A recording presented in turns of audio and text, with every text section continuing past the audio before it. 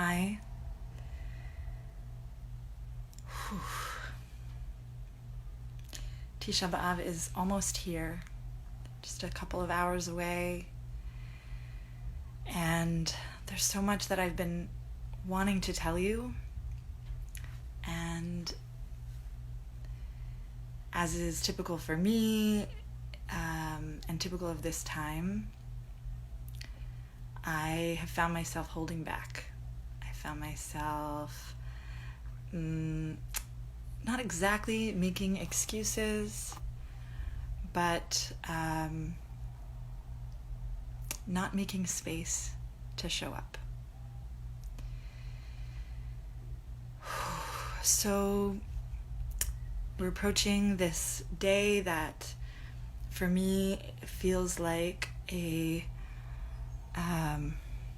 portal of grief in the Hebrew calendar, an anniversary of destruction, an anniversary of loss of the first temple, of the second temple, some modern loss, more modern loss as well. And this energy jives with the astrology at this time. We can see it in what's happening in the outside world right now, in politics, in health, in fear, in grief, in longing.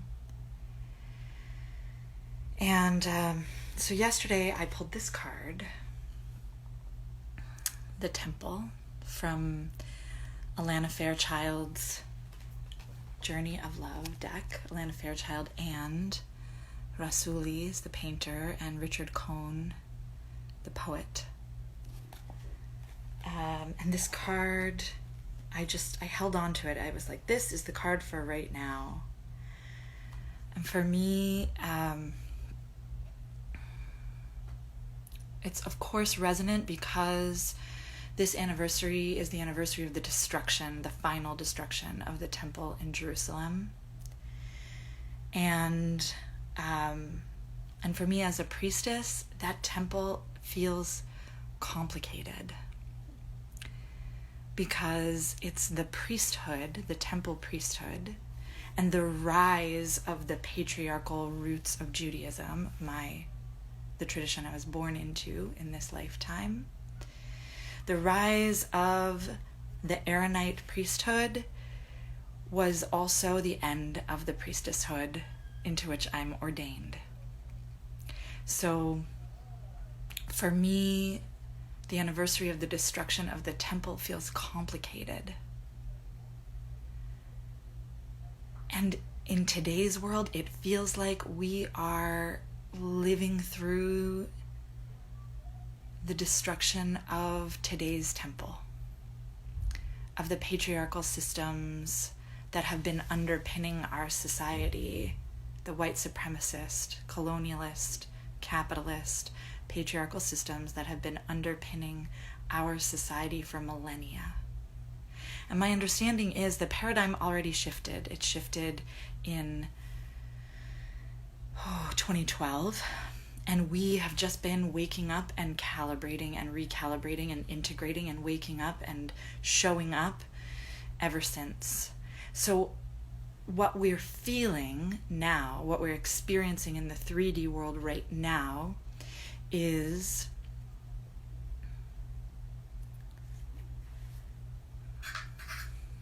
grab my chrysocolla for help with clear communication, my selenite for focus and calm. I want another word for 3D. What we are experiencing is on the earthly plane, like the experience of reality is an as above, so below.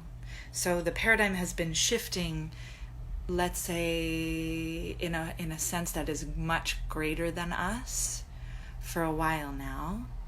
And now we're seeing it. We're seeing, hopefully, the death throes, the clinging that comes in transition to the old way, the clinging to the old way that comes in transition.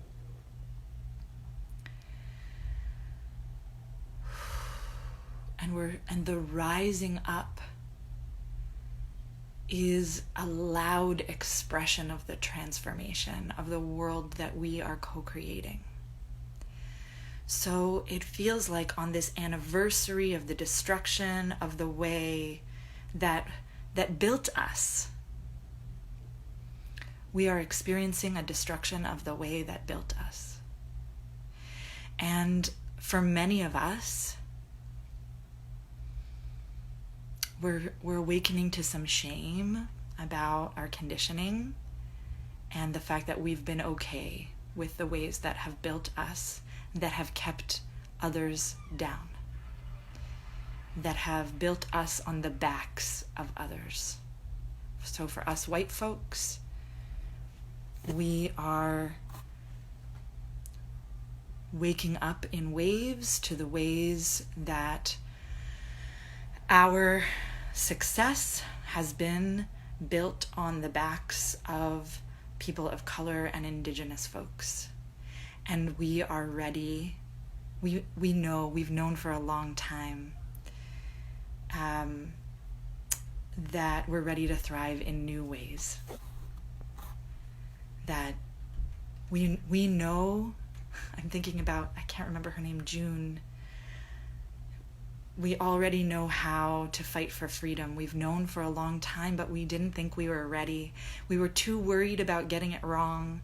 We were too worried about saying the wrong thing, about looking wrong. We were more worried about looking wrong because looking wrong and getting it wrong felt like death. It was scarier to get it wrong than to be wrong. And that's changing. It's changing.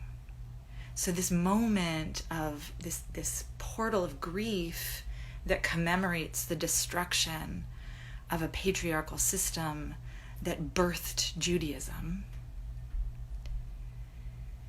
I feel like it's resonant with the reality that we live on a spiral.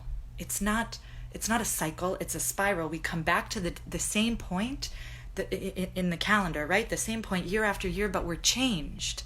So we're the same point farther and farther out, or closer and closer in, whichever way you want to read the spiral. So now we are arriving at this portal of grief with new tools and new understanding, and the systems that we're letting them fall. We thought in our striving mode that we had to tear it down. Like the Tower card, it's this tension in the Tower card in the tarot deck. Wait, more has to come down, more has to come down, more has to come down. And I certainly have felt that way as I see things happening in the 3D world. When Trump got elected, I thought, oh, this is the Tower card. Like things have to get worse before they're going to get better. And we think we are meant to actively participate in the tearing down, like with our fingernails clawing at bricks until we're bloody, because that's the old conditioning, is work harder and no pain, no gain, and just push through and do it even if it hurts, right? Just do it. And do it alone. That's the old way. But we know that that's not the way anymore. And in fact, we can just let it fall. And fall it will. It's already happening. We can see evidence of the falling, even as we see the evidence of the falling sometimes in the clutching and grasping and clasping and the desperation of the system to not let itself fall. So we know it's happening. If you're feeling hopeless, look, there's an opportunity for a shift in consciousness. I was listening to Lori Ladd this morning, and she said, it's just consciousness. Just all the grasping, the grasping for control, the messages of fear and clutching. It's all a sign that it's falling apart. And the falling apart is scary for those who know no other way. They're just not awake yet, the ways that some of us are. And we do know there's another way. That other way is to let it fall over there. While over here, we're building, we're planting, we're cultivating. You know, I'm sorry, I don't remember who said this, but, you know, they buried us. They didn't know we were seeds. This is a proverb, maybe a Mexican proverb, and if I'm misquoting, if you're here and you know, please put it in the comments. So those seeds that were buried, the seeds of women's wisdom, the power of the feminine, of intuition, that's not only feminine, we all have it. We all have it. It's just been conditioned out of us, especially men, right? The need to be rational. Oh, women get to feel. Men, no. Men, you are supposed to be strong and rational and like the emperor, cut off at the neck, mother piece. The mother piece deck talks about how the emperor is all about power from the neck up. And we know now, there are many of us intuitives, awakening, recognizing, not just intuitives, psychologists and therapists and wise people of many, many, many, many different practices are recognizing the wisdom of being present and grounded and slowing down and getting into our bodies. That when we slow down and we ask ourselves, what is the most loving thing I can do for myself right now? A fountain of wisdom is there. And when we ask ourselves, what did my ancestors know? What was passed down? We know now that our DNA was changed by their experiences, their trauma, yes, and also their knowing. Their knowing. We inherited their knowing.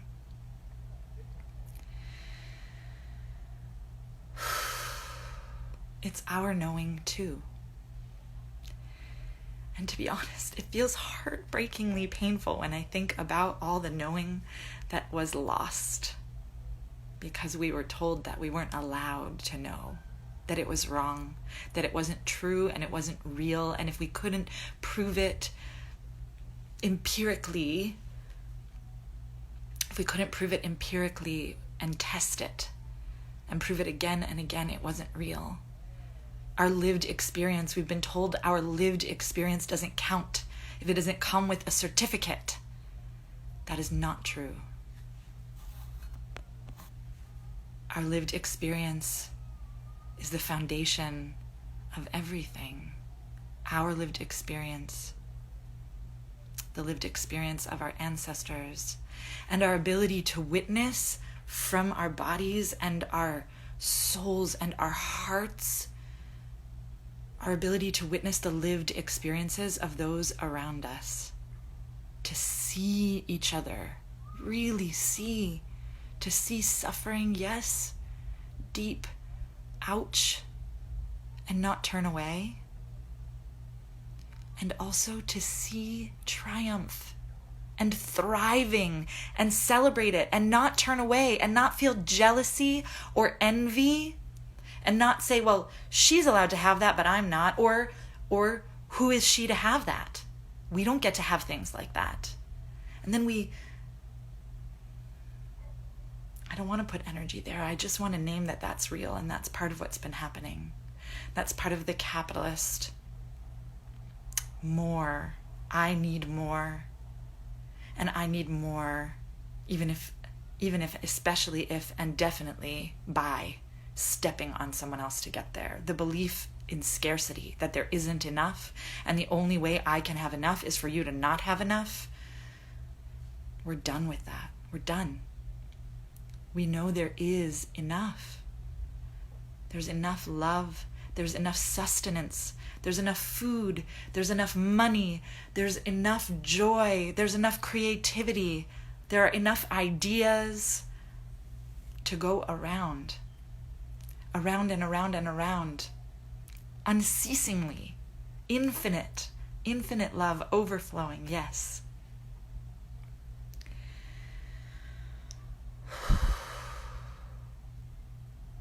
We are already enough. We already have.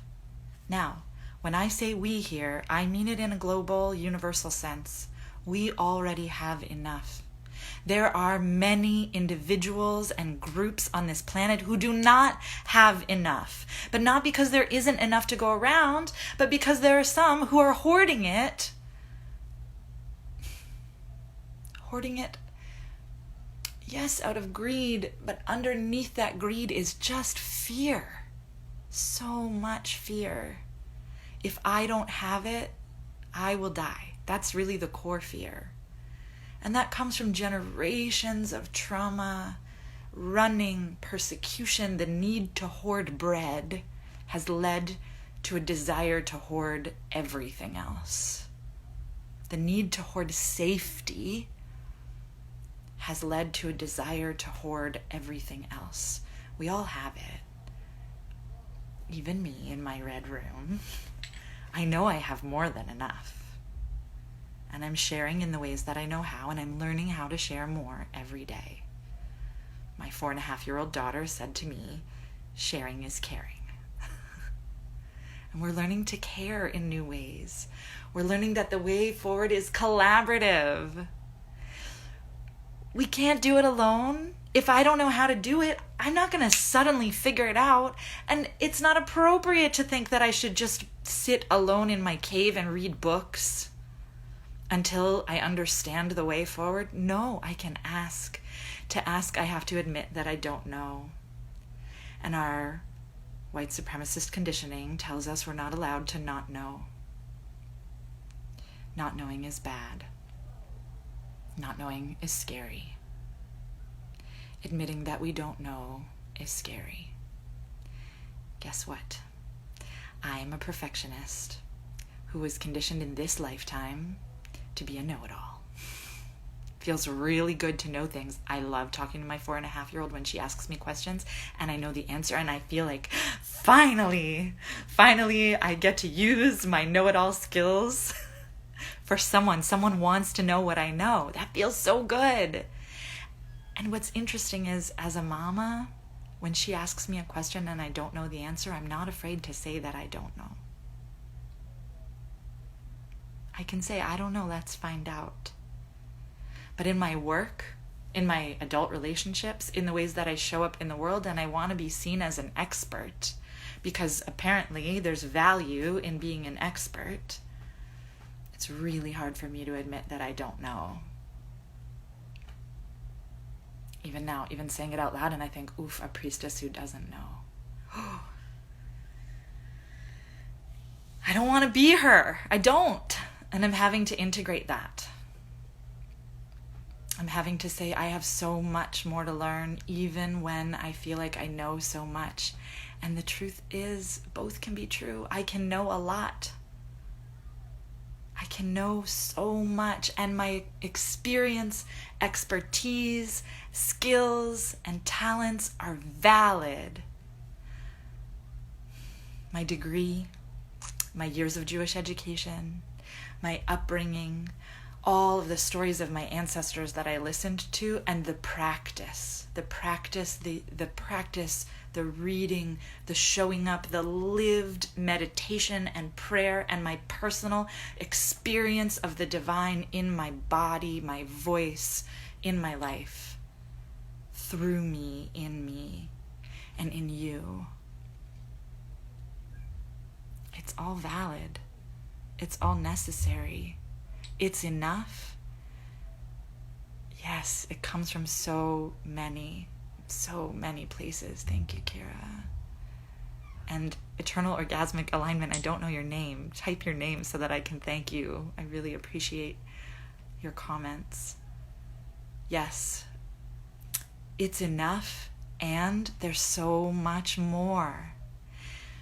One of my favorite rabbinic stories is that Akila, thank you, is that when the Torah, which means the teaching, the learning, the way, when it was revealed at Sinai, everyone was there who was ever meant to be there, all souls, transcending time and space and body. We were all there. And each of us received the wisdom in our own ears and hearts in our own language, at the pace that was best for us, and in the ways that we could best receive them. And now what I think we're doing the rest of our lives is sharing that Torah with each other. It's like we're walking puzzle pieces, and we're just putting the wisdom of the world. We're taking there's the Kabbalistic idea of the shattered vessel, like we are each shards of the shattered vessel, and we're finding each other and piecing the whole thing back together, one wisdom at a time, one lived experience at a time, one knowing at a time. Did you see this amazing quote? Did you read this book? Did you see this passage of Torah, of Quran, of Bible, of my religious studies degree is falling, is not here. The Upanishads, all of the books, all of the pathways lead us back to the source that is all of us at its core, the divine that operates through us. We are the bodies, the hands, the voices, the feet of the divine showing up in the world for each other. So I bring us back to Tisha B'Av, this moment on the calendar of grief.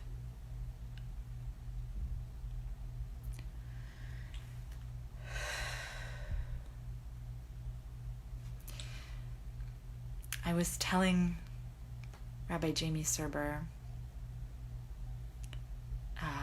recently that, and I think others, that Tisha B'Av is this portal of grief, destruction, death, mourning. But Judaism loves a paradox. It loves to hold joy and sorrow in one hand, in one word, in one voice. Kira, I talked about the energy of this time at the beginning. I'll come back to it again. So Judaism loves to hold the grief and the joy both. So we know this tonight begins 24 hours that mark an anniversary of destruction and pain. But the rabbis sweeten the deal, and they say it's also the day on which the Messiah is born. Messiah, anointed one, Mashiach, Mashicha, I like to say in the feminine. Mashiche, I don't know yet what the all gender suffix is in Hebrew. I need to learn. What that means is the seed of our redemption is born on the day of the greatest longing and grief. I hate that this day represents grief and I'm supposed to be grieving. I'm supposed to feel sad. I don't want to. My fists are hitting my legs. I don't want to grieve. I don't want to feel sadness. And if I'm going to feel sadness, I want to feel sadness for the destruction of the priestesshood. I want to feel sadness for the persecution of wise women for millennia. I want to feel sadness for the persecution of women and femmes and trans folk and marginalized genders that are still happening right now by the patriarchy. I want to grieve that. That's what I'm grieving.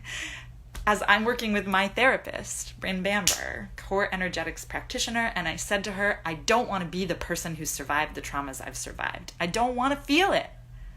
And those traumas are mostly about my gender. They're mostly gender-based violence. Maybe even all of them.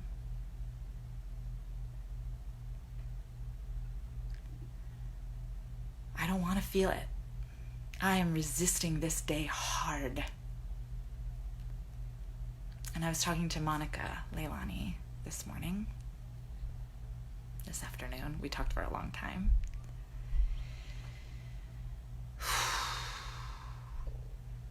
So, one invitation for Tisha B'Av is to allow the grief to come.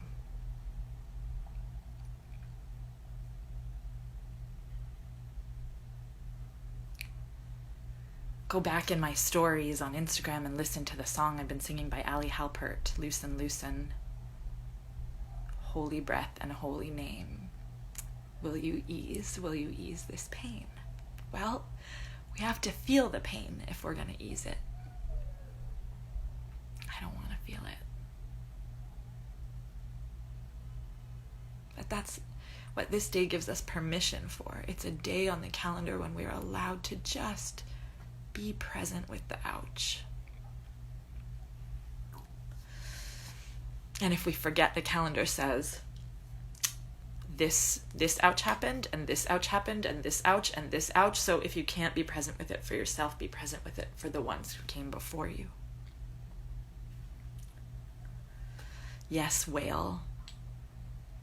The Kohenet Hebrew priestess archetype Netivah for this day is the Mekonenet, the mourning woman, the wailing woman, the woman who cries to give permission to everyone else to cry.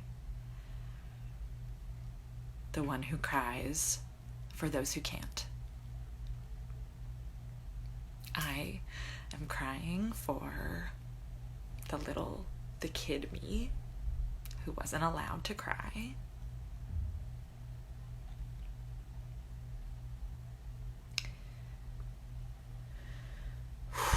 And the adult me who still feels shame when I cry. And for the priestess me who's so fucking mad about the destruction of the priestesshood. And so hopeful in this time right now about the resurrection of, it's not a resurrection, it's like a seed of resurrection, but it's never been like this before. It's a new time. It's never been like this before. It's like we're weaving the good stuff, the important learnings. We're weaving the important learnings of the millennia that came before. The seeds that were planted, the witches they tried to burn, right? Like, we are rising up now. Priestesses, witches, intuitives, psychics, prophets, mediums. We are rising up now because now is our time, and we're right. And I believe we are all intuitive, that the sixth sense is accessible to everyone. It's just been conditioned out of us. So some of us are waking up, and the ones who've been awake longer, we just make the way ready for the next and the next and the next. So for me this day, yes, it has an invitation to grief. And instead of meeting that grief,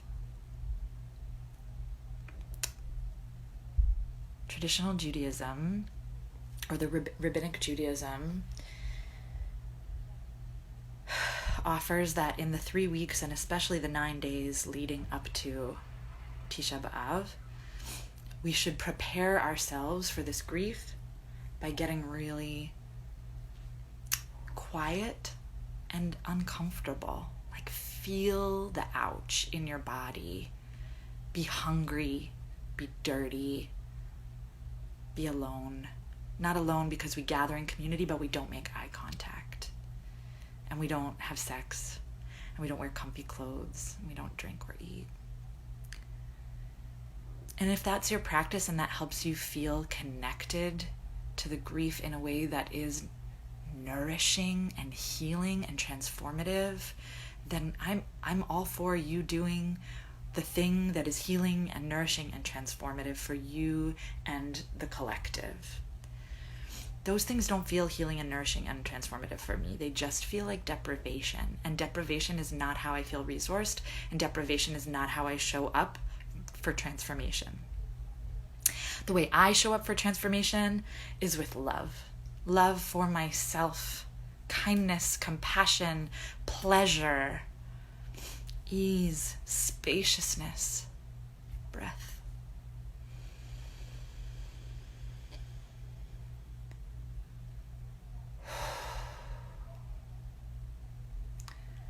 Community,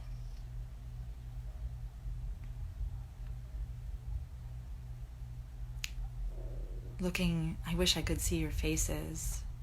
I imagine we're in the red tent and we're in circle, and I can make eye contact with each of you, and we take our time to say, I see the ouch in you. I see you and I hear you and I hold you.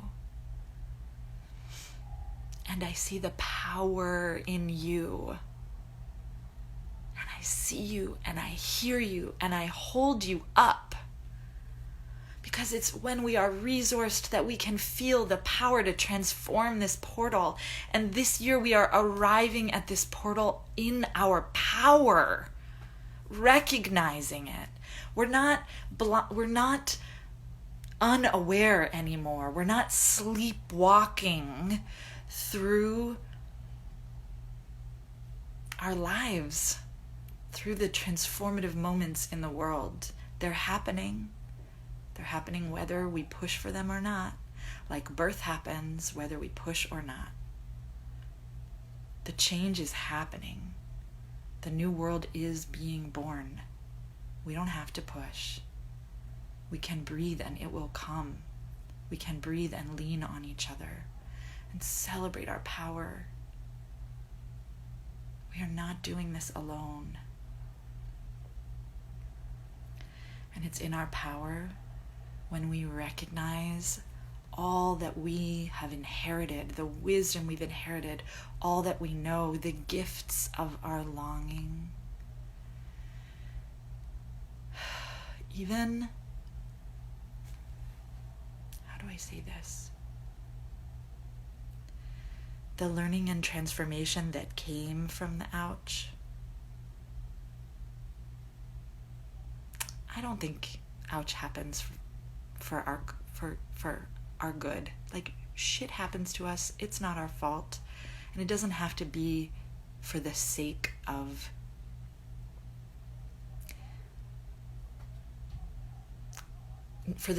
our learning.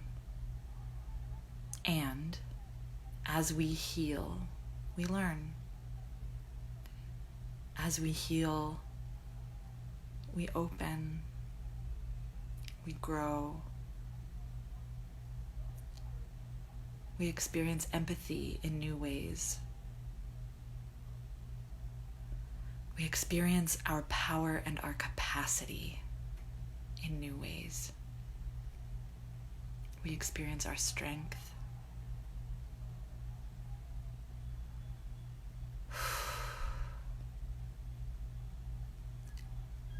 I know that I am very strong. I know that you are too. I know we are each very strong. And our strength is supported best with softness, with a circle, not with rigidity, but with the capacity to open, the capacity to breathe.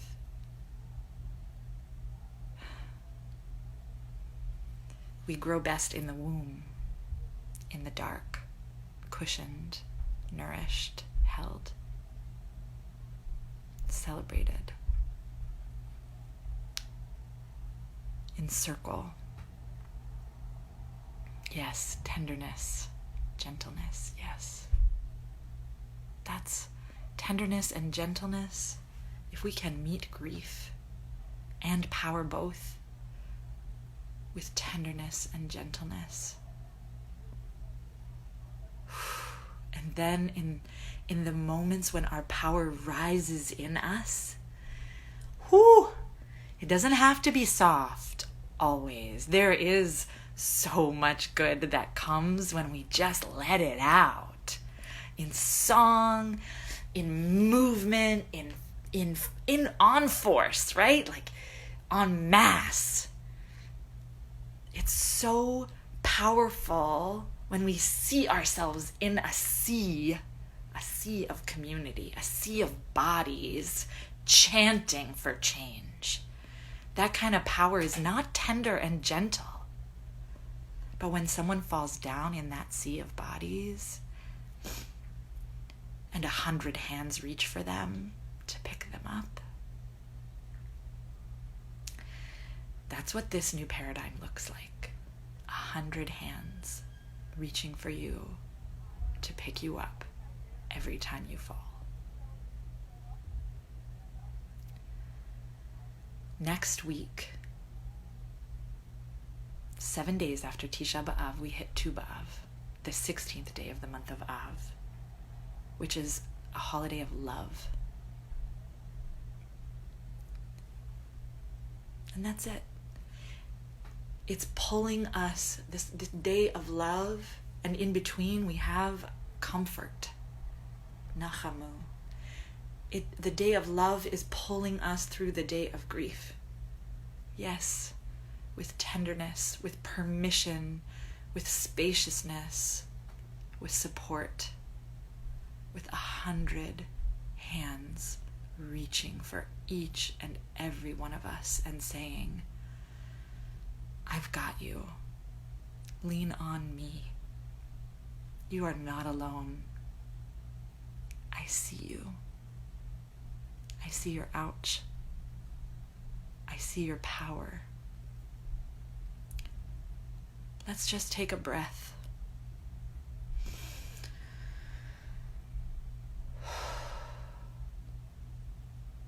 Let's just take a breath together.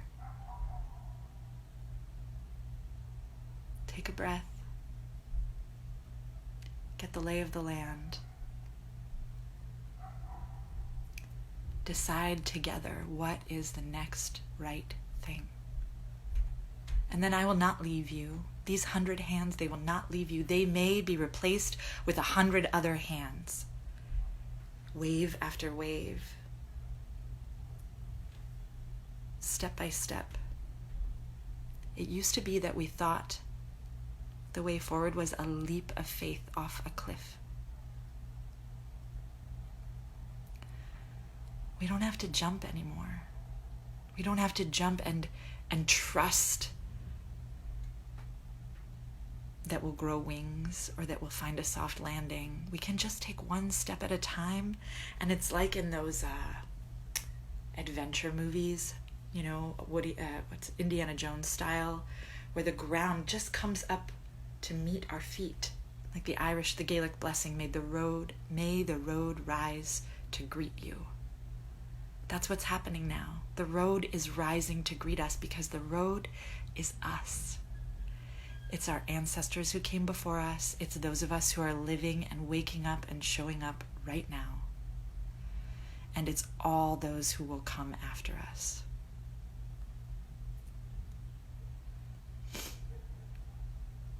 We're in it together.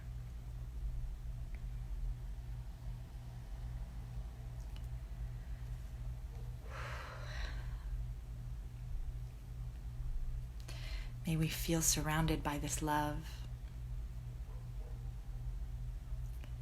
May we feel the permission to grieve. May we know that our truth is truth. And may we be open and soft to see and hear the truths of others so that we can be changed by them, so that we can grow together, so that we can own our power in co-creating this world of our dreams, of our ancestors' dreams, of our children's dreams. We're doing it right now.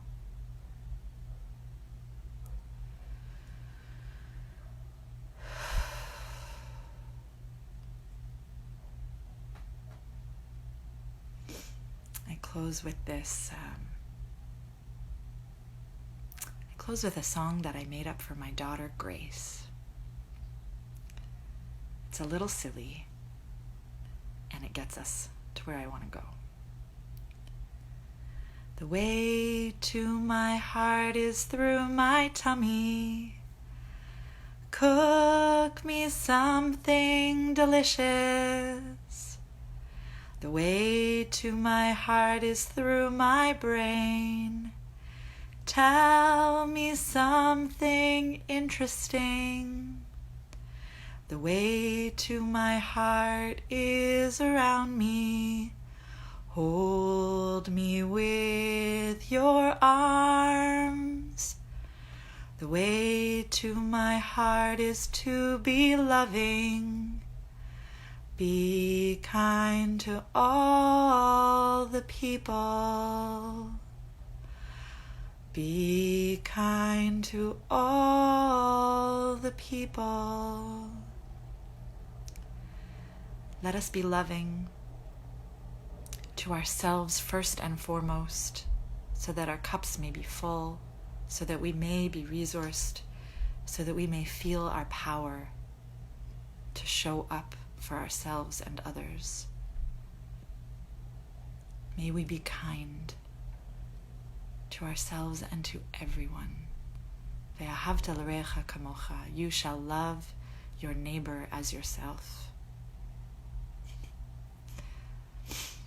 You shall love yourself as you would a dear friend.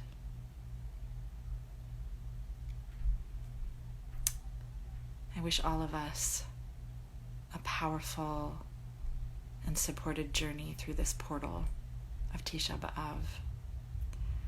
I'll see you on the other side. Goddess bless.